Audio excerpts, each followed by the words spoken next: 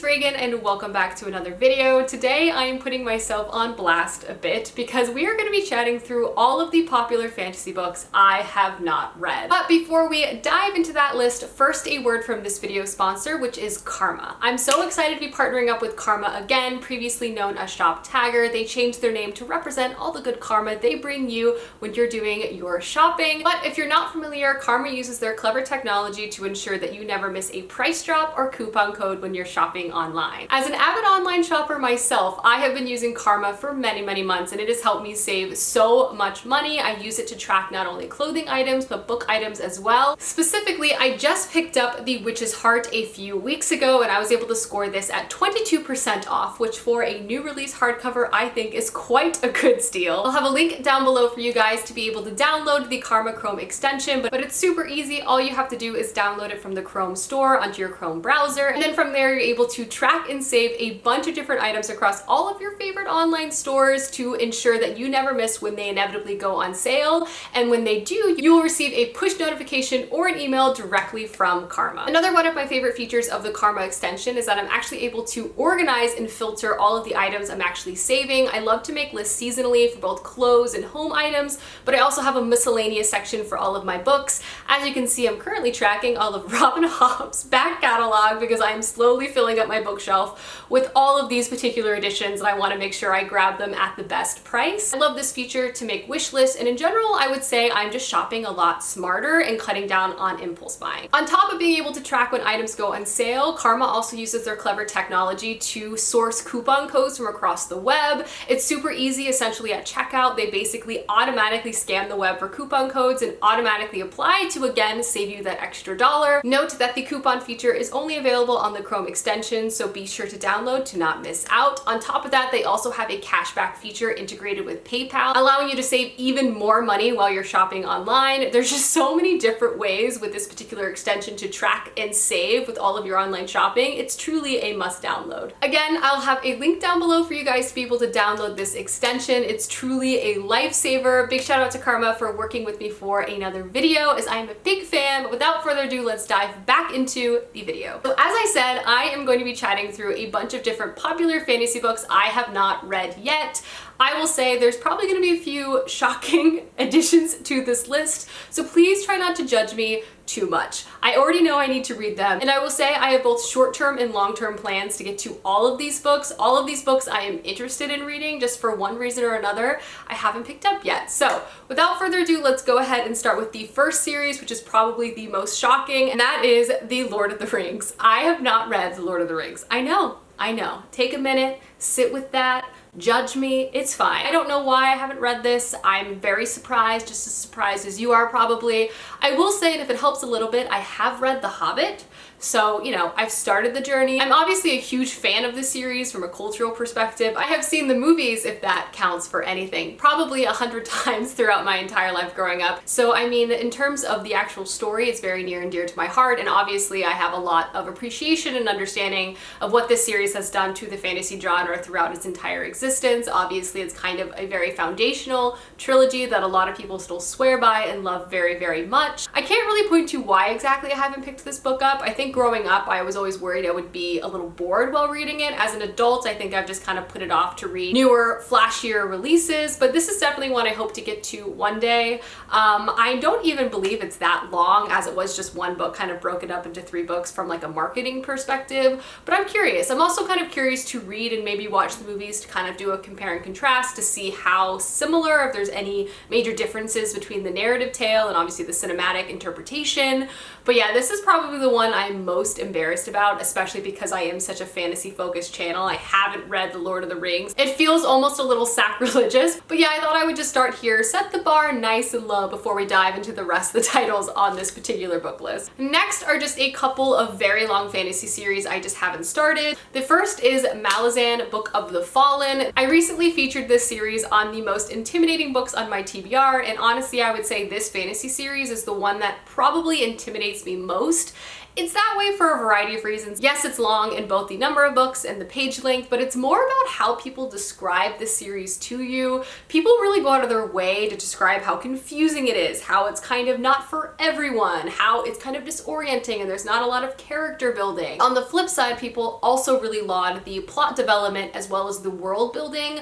A lot of people say Malazan is one of the most ambitious fantasy worlds ever created, and that really intrigues me, but I'm still on the fence as I do really appreciate strong character building in all of my fantasy worlds. That's why I love Robin Hobb so much, so I just don't know if this particular fantasy series is for me, and given that is such a huge commitment, it's one I just want to be sure about before I try to undertake it. The next series I have not read or even started is The Wheel of Time by Robert Jordan. This is one I hope to rectify, at least start to rectify this year. I plan to start reading this series in the second half of this year after I finish my Stormlight Archives reread. This is obviously a beloved series by so many people in the fantasy space. My brother, who's a big fantasy reader, this is his favorite series of all time. I grew up around these books. They've been in my house like my entire life, but for one reason or another, I just haven't picked it up. I do really feel like this might be one I enjoy. I hear it's a classic fantasy tale housing a lot of fun fantasy tropes, and something I also hear, which I actually find to be a bit appealing, is that this particular series is a little cheesy, a little kitschy, which honestly I find to be endearing and actually calls out to me and something I'm looking forward to, especially because I do think that contrasts the other very well-known recently adapted fantasy series, Game of Thrones. So I'm kind of curious to see vibe-wise how these might be very different, and I'm also curious to see how that vibe is interpreted into the upcoming adaptation that is coming out, I want to say this year or next year, for The Wheel of Time. But yeah, I'm very late to this fandom, but it's one that I've been wanting to read for most of my life, and finally I feel like it's time. Next up, I have American Gods by Neil Gaiman. I have read quite a few Neil Gaiman books, I want to say 4 or 5, but I have not read this particular novel, which a lot of people tend to say is his most critically acclaimed and ambitious novel, and also one that has been adapted, and I'm really curious about the TV show, and I have not watched because I want to read it before I do so. It basically follows a character whose wife has died at the beginning of this book, right when he's released from prison, and so he begins his journey home and he runs into a god. I think this is a story of like gods come to earth and gods kind of ruling the American domain. Again, this is one that a lot of people love and a lot of people have read, and in general I just feel like this is a book I would really enjoy reading, as this relationship between humans and gods kind of explored within a fantasy setting is one of my favorite things to encounter. It's always kind of a immediate pickup for me when I encounter that in a synopsis. Next up, I have The Night Circus by Erin Morgenstern. I read The Starless Sea by this author last year and really liked it. Erin Morgenstern is known for her beautiful lyrical writing, and The Night Circus is one of the most beloved books out there, I feel like. And this, as you can probably surmise off the title, is about a dark circus of some kind, but really what appeals to me is the writing and likely the romance. I really loved Erin Morgenstern's first novel. This is one of her most lauded works out there. I feel like every book club on earth has read this, and I just have not picked it up. I also feel like as a fantasy novel, it is generally speaking much less of a commitment than say like The Wheel of Time, so I feel like this is one I can easily fit in and hopefully read soon. But yeah, I feel like a lot of people might be surprised that I haven't read this, just given how popular it is. Next up is an author I have read none of her books, which I personally find to be very embarrassing, and that is Juliette Marillier. Particularly, I want to start with The Daughter of the Forest. Juliette Marillier is one of the most well-known historical fantasy writers, which on the surface, those are my two favorite things. To me, it's actually shocking I have not read a book by her, because I feel like once I do, she will quickly become a favorite. Daughter of the Forest series is also one that really speaks to me. It basically follows a girl who is the only daughter and 7th child to a rich lord. She's very close to all of her brothers. At the beginning of the story, he remarries to another woman, and she basically curses her entire family, and the only way to save her brothers and her father is to go on this quest, but she cannot utter a single word, and I think she gets kind of wrapped up in a variety of politics, and she is trying to save her family, but I also think there's a love interest kind of introduced. This seems to center both magical forests and fae magic, which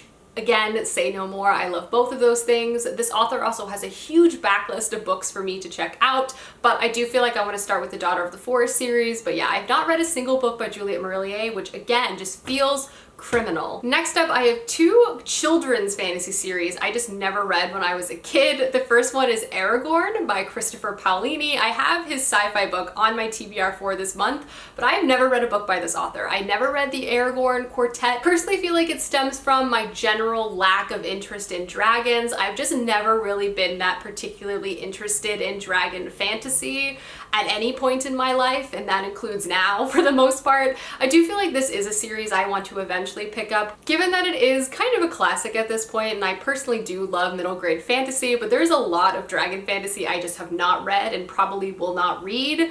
But there are a few I feel like at this point I need to begin to make exceptions for. Does anyone else not like dragon fantasy? I feel like that's kind of a controversial opinion. I feel like dragons are very, very popular. Creature-based fantasy in general is not necessarily my fave. That being said, I can't always be convinced to check anything out as long as reviews are strong enough, but I'm just curious. Anyone else out there not like a huge dragon person? Just me? And then the other children's series I have not read is the Earthsea Quartet. I have seen the movie, which I think we can all objectively say was not that great, but this is a fantasy series that I just didn't think I even really knew about when I was a kid. But I will say as an adult, this particular series really calls out to me. I haven't actually read anything by Ursula Le Guin, which I do find to be very embarrassing as well. But I will say this seems like a series I would really enjoy as an adult, and one I actually hope to read relatively soon. I feel like it's gonna have kind of that nostalgic, classic quest fantasy vibe to it. I do believe the premise of this particular fantasy story is a young dragon lord is sent to some remote island to learn a secret type of magic to save, you know, the world or something along those lines. Another classic dragon-based fantasy story I just skipped as a child, but I'm curious to possibly read as an adult. Next up is Joe Abercrombie, specifically The Blade Itself. This is another series that's actually on my TBR for the year to at least start. I have the first book ready to go, but in general, I still do have a few open fantasy series I want to wrap up before I start a new long series. Joe Abercrombie is an author I feel like I'm going to really love when I do inevitably pick up his books. I hear they're dark and grim, but full of so many amazing characters that you will fall in love with. Again, as I already mentioned, character-based fantasy is always some of my favorite. I love really imaginative worlds, and obviously world building is fantastic, but I really love when a story is rooted on a very dynamic and kind of gray main character that just you feel for. I feel like Robin Hobb is a master at that, and I feel like Joe Abercrombie might be an author that I quickly fall in love with just because of how much great things I've heard about his character writing. But yeah, I love grim dark fantasy. This is definitely one I'm interested in reading soon, but I have not read any of his books yet, which again, I know, I'm sorry, here we are. This video is me really just embarrassing myself for the internet. And then the last book that is on my list of shame is The Grace of Kings by Ken Liu. I have actually not read any books by this author, which I find to be very surprising. He has so many works out there that are all very well received. This particular series is the first installment to an epic fantasy series and basically follows two people that have an unlikely encounter as they come from very, very different backgrounds. They form a strong friendship that I think inevitably spirals out of control and they become rivals, and also there's this sort of political overthrow happening at the same time. I've heard kind of actually mixed things about this series, so I'm curious to see how I feel about it, but in general I want to pick up and check out some of Ken Liu's works, but this is one that I feel like might be a good place to start given what I've heard about this particular series. But yeah, haven't read any books by this author either. Alrighty guys, those are all of the popular fantasy books I have not read. Please let me know down below some books you are embarrassed that you have not picked up yet. Big shout out to this video's sponsor, Karma. Again, I'll have a link to download the extension below in my description, but thank you guys so much for watching this video, and I will see you soon with another one soon. Goodbye.